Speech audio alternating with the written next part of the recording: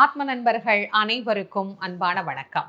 நம்முடைய ஆத்மஞான மையம் யூடியூப் சேனல்ல தொடர்ந்து ஆடி மாதத்தினுடைய சிறப்பு பதிவுகளை நாம் சிந்தனை செய்து வருகிறோம். அந்த வகையில இன்னைக்கு நாம் சிந்திக்கக்கூடியது ஆடி தபசு என்றைக்கு வருகிறது, அன்னைக்கு நாம எப்படி அம்பாளை வழிபாடு பண்ணணும், இந்த நாளினுடைய சிறப்புகள் என்ன அப்படிங்கிறத பத்தி தான் இன்னைக்கு இந்த பதிவுல பார்க்க போறோம். வாங்க.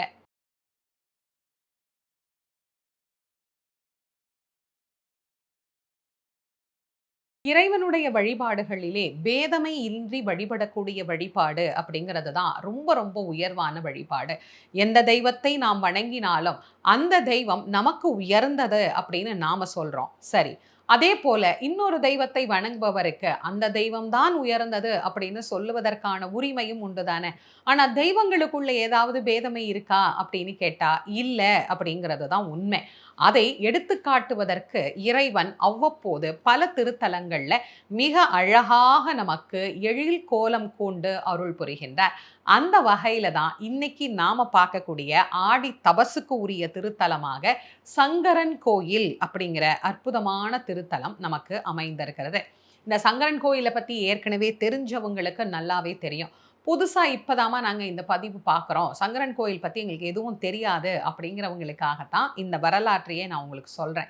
இந்த சங்கரன் கோயில் இங்கே ஏற்படுவதற்கும் இறைவன் இங்கு எழுந்தருளுவதற்கும் ஒரு அழகான காரணம் உண்டு. சங்கன் பதுமன் அப்படிங்கிற 2 பேரும். இந்த 2 பேருல சங்கன் அப்படிங்கிறவர் சிவபெருமானை வழிபடக்கூடியவர். பதுமன் அப்படிங்கிறவர் பெருமாளை வழிபடக்கூடியவர். தான் வழிபடுகிற கடவுள் தான் பெருசு அப்படின்னு இவர் சண்டை போடுறார். தான் வழிபடக்கூடிய கடவுள் தான் பெருசு அப்படின்னு அவர் சண்டை போடுறார். 2 பேரும் ஒரு கட்டத்துல சண்டை முத்தி போய் யார் வழிபடுகிற கடவுள் உயர்ந்தவர் அப்படின்னு அம்பாள்கிட்டயே போய் கேட்டு தெரிஞ்சுக்கலாம் அப்படின்னு அம்பிகையை நோக்கி தவம் பண்ணி அம்பாள்கிட்ட கேட்குறாங்க. அம்பாள் சொல்றார், யார் உயர்ந்தவர்னு எப்படி நான் சொல்றது? இப்போ ஒருத்தர் யாரு அப்படின்னா சகோதரர் நாராயணர், இன்னொருத்தர் யாரு அப்படின்னா கணவர் சிவபெருமான். சிவபெருமான் உயர்வுன்னு சொல்லிட்டா சகோதரனை குறைச்சி சொன்ன மாதிரி ஆயிடும். சகோதரன் உயர்வு அப்படின்னு சொல்லிட்டா சிவபெருமானை குறைச்சி சொன்ன மாதிரி ஆயிடும். அது மனைவிக்கு இலக்கணமாகாதே. இப்போ மனைவியா நடந்துக்கிறதா சகோதரியா நடந்துக்கிறதா அப்படின்னு அம்பாள் யோசிச்சா. அப்ப அம்பாள் சொன்னார், 2 பேருமே ஒண்ணுதான் அப்படின்னார். அது எப்படிமா 2 பேரும் ஒண்ணாக முடியும் அப்படின்னு 2 பேரும் கேட்க, சரி 2 பேரும் ஒண்ணு அப்படிங்கிறத உங்களுக்கு மட்டுமல்ல உலகத்துக்கே நிரூபித்து காட்டுகிறேன் அப்படின்ட்டு அம்பாள் நேரா போய் சிவபெருமான் கிட்ட சொல்றா. சுவாமி, இந்த மாதிரி 2 பேரும் கேட்டாங்க, 2 பேரும் ஒண்ணுன்னு நான் சொன்னா கேட்க மாட்டாங்கல்ல, அதனால நீங்களே அவங்களுக்கு அப்படி காட்சி கொடுக்கணுமே அப்படின்னு கேட்டார். சிவபெருமான் சும்மாலாம் அப்படி காட்சி கொடுத்துருவாரா என்ன? யாரு கேட்கறது? அம்பாள். அம்பாளே கேட்டா கூட சுவாமி என்ன பண்ணாராம், தவம் பண்ணு, அப்புறமா நீ சொன்ன மாதிரி நான் வந்து உனக்கு காட்சி தர்றேன் அப்படின்னாராம். தவம் பண்ணணுமா? நானா? எங்க போய் பண்ணணும் அப்படின்னு கேட்கிறார். இன்றைக்கு நாம் வணங்கி கொண்டிருக்கக்கூடிய இந்த சங்கரன் கோயில் பகுதி அன்றைக்கு காடாக இருக்கிறது. இந்த இடத்துல தவம் பண்ணுன்னு சொல்லி சுவாமி அனுப்புறாராம். அப்ப இந்த ஊர் எவ்வளவு புனிதமான ஊர் அப்படின்னு யோசிச்சு பாருங்களேன். இறைவனே சொல்லி அனுப்புகிறார். அப்ப அம்பாள் புறப்படுகிற போது அம்பிகையோடு உடன் இருக்கக்கூடிய தோழியர்கள் எல்லாம் வருகிறார்களாம். அம்பாள் சொன்னாலாம், அதெல்லாம் வேண்டாம், சுவாமி என்னதானே தவம் பண்ண சொன்னார், நான் மட்டும் போயிட்டு வரேன், நீங்க எல்லாம் கையிலே இருங்க அப்படின்னு சொல்றாராம். இல்லம்மா, நீங்க இருக்கிற இடம் தான் எங்களுக்கு எல்லாமே, நாங்களும் உங்களோடே வருகிறோம் அப்படின்னு அவர்களெல்லாம் எப்படி வந்தாங்களாம்? பசுக்கூட்டங்களாக வந்தாராம். அம்பாள் வந்து அழகா அந்த வனத்துல ஊசி முனையின் மீது நின்று கடுமையான தவத்தை மேற்கொள்ளுகின்றாளாம் அம்பிகை. கோமதி அப்படின்னு அவளுக்கு பேராம். சுற்றி ஆவினங்கள் சூழ, கோ என்று சொல்லக்கூடிய பசு இனங்கள் சூழ மதி நிறைந்த முகத்தோடு அம்பாள் தவத்தை மேற்கொள்கின்றாள். அப்படி அம்பிகையினுடைய தவத்தை ஏற்றுக்கொண்ட சிவபெருமானும் நாராயணரும் என்ன பண்றாங்க? சங்கர நாராயணராக காட்சி கொடுக்கிறார்கள். அற்புதமான திருக்கோலம், அழகான கோலம். வாழ்க்கையில ஒரு முறையாவது கண்டிப்பா சங்கரன் கோயில் போய் அங்க இருக்கக்கூடிய சங்கர நாராயணரை சேவிச்சுட்டு வரணும்.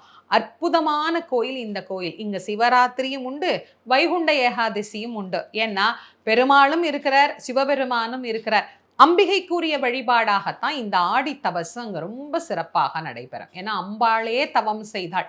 அம்பிகையே தவம் மேற்கொண்டு சிறப்பாக இறைவனிடத்திலே இருந்து வரம் பெற்ற காரணத்தினால இந்த திருத்தலத்திற்கு இப்படி ஒரு அற்புதமான வரலாறு நம்முடைய பெரியோர்கள் மறக்கக்கூடாத அந்த நாளை அப்படின்னு நினைவுபடுத்துவதற்காகவே இந்த ஆடி தபஸை இன்றைக்கும் மிகப்பெரிய உற்சவமாக அங்கு கொண்டாடி வருகின்றார்கள்.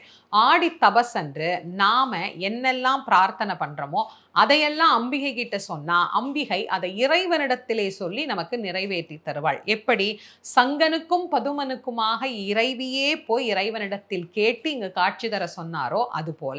அதனால தான் இந்த நாள் ரொம்ப விசேஷமான நாள். ஏன்னா நாம போய் கேட்டு அது கிடைக்கல அப்படின்னா வேற, அம்பாள் கேட்டா கிடைக்காம இருக்குமா? அப்ப அம்பாளை போய் கேட்க சொல்லக்கூடிய நாளாக இந்த நாள் அமைது இல்லையா? ஆடி தபசு அப்படிங்கிறது என்னைக்கு வருது அப்படிங்கிறத பார்த்துருவோம். 7/8/2025 நமக்கு ஆடி தபசு அமைந்திருக்கிறது. இதுல நாம் அம்பிகையை வழிபடுவதற்கான நேரம் அப்படின்னு பார்த்தீங்கன்னா காலையில் 7:35 ஆரம்பித்து 8:55 வரைக்கும் வழிபாடு செய்யலாம்.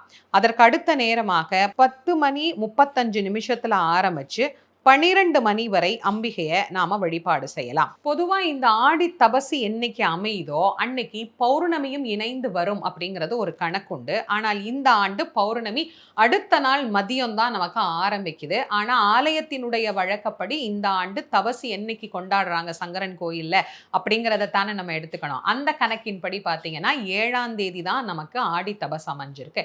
8ஆம் தேதி வரலட்சுமி நோன்பு வருது. அதை பத்தி நான் தனி பதிவாக உங்களுக்கு நான் கொடுத்துறேன்.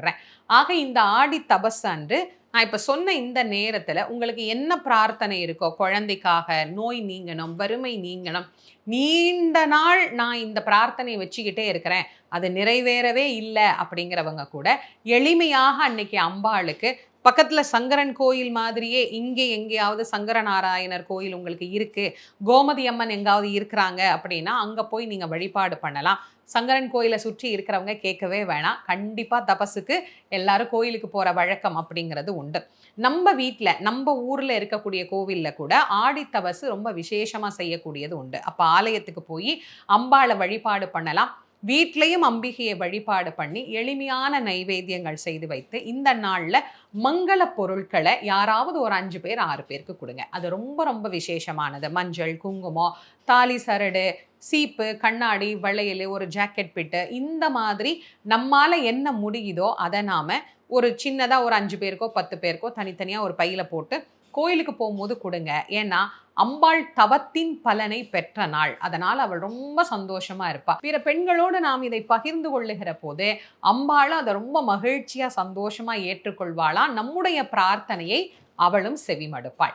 இந்த அழகான ஆடி தபசு திருநாள்ல எல்லாரும் அம்பிகையை வழிபட்டு எல்லா விதமான நலனையும் பெறணும்னு பிரார்த்தனை பண்ணிக்கலாம். இந்த பதிவை உங்களுடைய நண்பர்கள், உற்றார் உறவினர்களோட பகிர்ந்து கொள்ளுங்க. நம்முடைய ஆத்மஞானமயம் யூடியூப் சேனலை இது வரைக்கும் நீங்க சப்ஸ்கிரைப் பண்ணலைன்னா பண்ணிக்கோங்க. மீண்டும் மற்றும் ஒரு சிறப்பான பதிவில் உங்கள் அனைவரையும் சந்திக்கும் வரை உங்கள் அனைவருக்கும் நன்றியும் வணக்கமும் கூறி விடைபெறுவது திருமுருக வள்ளல் வாரியார் சுவாமிகளின் மாணவி தேசமங்கேற்கரசி. நன்றி, வணக்கம்.